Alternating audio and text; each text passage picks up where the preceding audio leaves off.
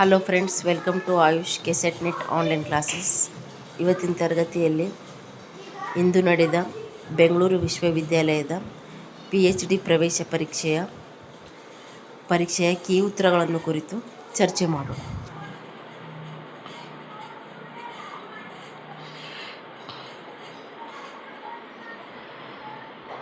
ತೀನಂ ಶ್ರೀಕಂಠೆ ಅವರು ಕಾವ್ಯಮೀಮಾಂಸೆ ಬರೆದ ಪುಸ್ತಕ ಭಾರತೀಯ ಕಾವ್ಯಮೀಮಾಂಸೆ. ಧ್ವನಿ ಸಿದ್ಧಾಂತ ಮಂಡಿಸಿದ ಮೀಮಾಂಸಕ ಕುಂತಕ ಅಲ್ಲ ಆನಂದವರ್ಧನ.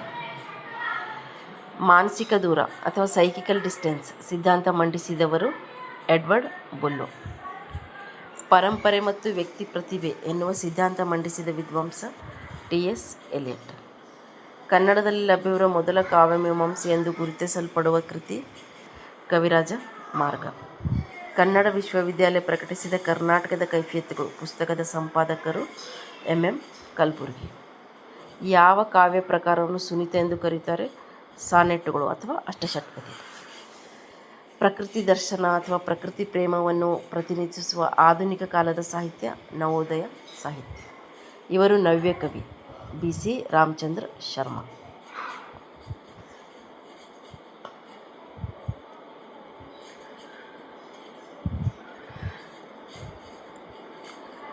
ವಾಸ್ತವವಾದ ಎನ್ನುವ ಪುಸ್ತಕವನ್ನು ಕನ್ನಡದಲ್ಲಿ ರಚಿಸಿದವರು TP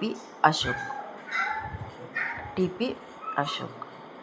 ನಾನು ಅವನಲ್ಲ ಅವಳು ಅನುವಾದಿತ ಕೃತಿ ಯಾವ ಭಾಷೆಯಿಂದ ಕನ್ನಡಕ್ಕೆ ಅನುವಾದಗೊಂಡಿದೆ?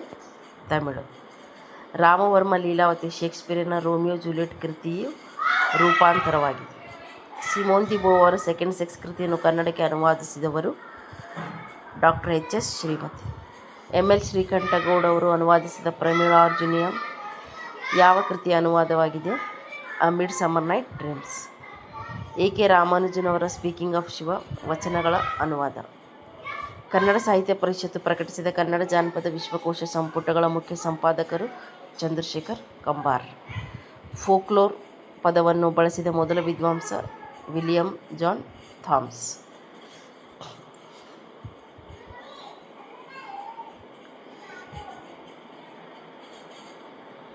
ನೀಲ್ಗಾರರು ಮಂಟೇಸ್ವಾಮಿ ಒಕ್ಕಲುಗಳು.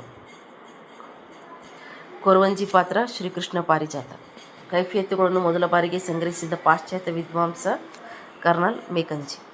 ಇಗ್ಗಪ್ಪ ಹೆಗಡೆ ವಿವಾಹ ಪ್ರಸನ್ನ ನಾಟಕದ ಕರ್ತೃ ಕರ್ಕಿ ವೆಂಕಟರಮಣ ಶಾಸ್ತ್ರಿ. ಮೊಸರಿನ ಮಂಗಮ್ಮ ಕಥೆಯ ಲೇಖಕರು ಯಾರು? ಮಾಸ್ತಿ ವೆಂಕಟೇಶ್ ಅಯ್ಯಂಗಾರ್. ವಿಕ್ರಮರಾಯ ಸಂಸಾರ ಈ ನಾಟಕದ ಪಾತ್ರ ವಿಗಡ ವಿಕ್ರಮರಾಯ. ಈ ನಾಟಕದಲ್ಲಿ ವಿಕ್ರಮರಾಯ ಪಾತ್ರ ಕಂಡುಬರುತ್ತದೆ. ಅಸಂಗತ ನಾಟಕ ಯಾವುದು? ಟಿಂಗರ ಬುಡ್ಡಣ ಅಸಂಗತ ನಾಟಕ. ಬದುಕು ಕಾದಂಬರಿ ಲೇಖಕಿ ಗೀತಾ ನಾಗಭೂಷಣ್.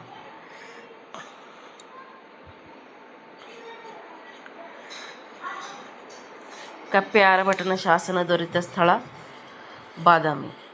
ಕನ್ನಡಂಗಳ್ ಎನ್ನುವ ಪದ ಯಾವ ಕೃತಿಯಲ್ಲಿ ದೊರೆಯುತ್ತದೆ? ಕನ್ನಡಂಗಳ್ ಎನ್ನುವ ಪದ ಕವಿರಾಜ ಮಾರ್ಗದಲ್ಲಿ ದೊರೆಯುತ್ತದೆ. ರನ್ನನ ಗದಾಯುಧ ಯಾವ ಪ್ರಕಾರದಲ್ಲಿದೆ? ರನ್ನನ ಗದಾಯುಧ ಚಂಪು. ನೆನೆಯ್ದಿರಣ್ಣ ಭಾರತದೋಳಿಂ ಪೆರರ್ ಆರು ನೊಂದೆ ಚಿತ್ತದಿಂ ನೆನೆಯೊಡೆ ಕಣನನ್ ನೆನೆ ಎನ್ನುವ ಸಾಲುಗಳು ವಿಕ್ರಮಾರ್ಜುನ ವಿಜಯ. ಪಂಪ ರಚಿಸಿದ ಪಂಪ ಭಾರತದಲ್ಲಿ ಕಂಡುಬರುತ್ತದೆ. ಪಂಪ ಯಾವ ರಾಜನ ಆಶ್ರಯದಲ್ಲಿದ್ದ? ಅರಿಕೇಸರಿ. DS ಕರ್ಕಿಯವರ ಪುಸ್ತಕ ಕನ್ನಡ ಛಂದೋ ವಿಕಾಸ. ಖ್ಯಾತ ಕರ್ನಾಟಕಗಳ ಸಂಖ್ಯೆ 6. ಈ ಗಣ ವಿನ್ಯಾಸವಿರುವ ಷಟ್ಪದಿ ಹೆಸರು 3-4-3-4 ಇದೆ. ಹಾಗಾಗಿ ಇದು ಭಾಮಿನಿ ಷಟ್ಪದಿ.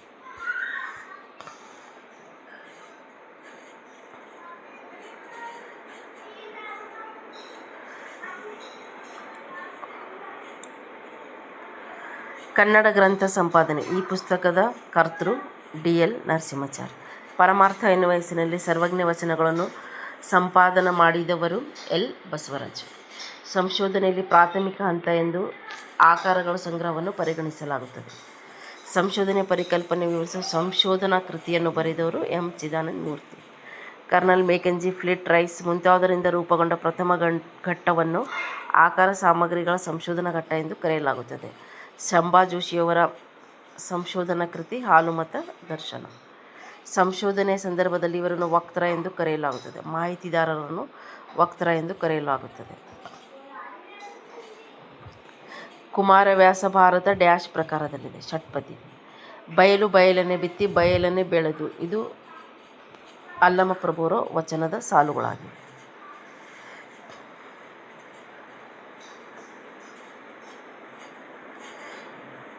ಚಿಕ್ಕದೇವರಾಯ ವಂಶಾವಳಿ. ಈ ಕೃತಿ ಬರೆದ ಕವಿ ಯಾವ ರಾಜರ ಆಶ್ರಯದಲ್ಲಿದ್ದ? ಮೈಸೂರಿನ ಅರಸರು.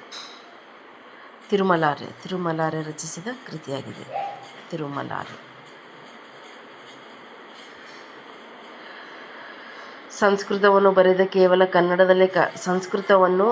ಬೆರೆಸದೆ ಕೇವಲ ಕನ್ನಡದಲ್ಲಿ ಕಾವ್ಯವನ್ನು ರಚಿಸಿದ ಮೊದಲ ಕವಿ ಆಂಡಯ್ಯ. ರಗಳೆ ಕವಿ ಹರಿಹರ ನೆಲೆಸಿದ ಸ್ಥಳ ಹಂಪಿ. ಭಟ್ಟಾಕಳಂಕನ ವ್ಯಾಕರಣ ಕೃತಿ ಶಬ್ದಾನುಶಾಸನ. ಸಮಾಜ ಸಂಪರ್ಕಕ್ಕಾಗಿ ಇರುವ ಯಾದೃಚ್ಛಿಕ ಧ್ವನಿ ಸಂಕೇತಗಳ ವ್ಯವಸ್ಥೆಯ ಭಾಷೆ ಎಂದು ಹೇಳಿದರು ಬ್ಲಾಕ್ ಮತ್ತು ಟ್ರೈಗರ್. ಭಾಷೆಯಲ್ಲಿ ಅರ್ಥವತ್ತಾದ ಅತ್ಯಂತ ಚಿಕ್ಕ ಘಟಕವೇ ಆಕೃತಿಮ. ವಿಶ್ವಾತ್ಮಕ ವ್ಯಾಕರಣ ಪರಿಕಲ್ಪನೆ ಮಂಡಿಸಿದರು ನೋಮ್ ಚೋಮ್ಸ್ಕಿ. ಕುಯಿ ಭಾಷೆ ಯಾವ ವರ್ಗಕ್ಕೆ ಸೇರುತ್ತದೆ? ಕುಯಿ ಭಾಷೆ ಉತ್ತರ ದ್ರಾವಿಡ ಭಾಷೆ ವರ್ಗಕ್ಕೆ ಸೇರುತ್ತದೆ. ಧನ್ಯವಾದಗಳು.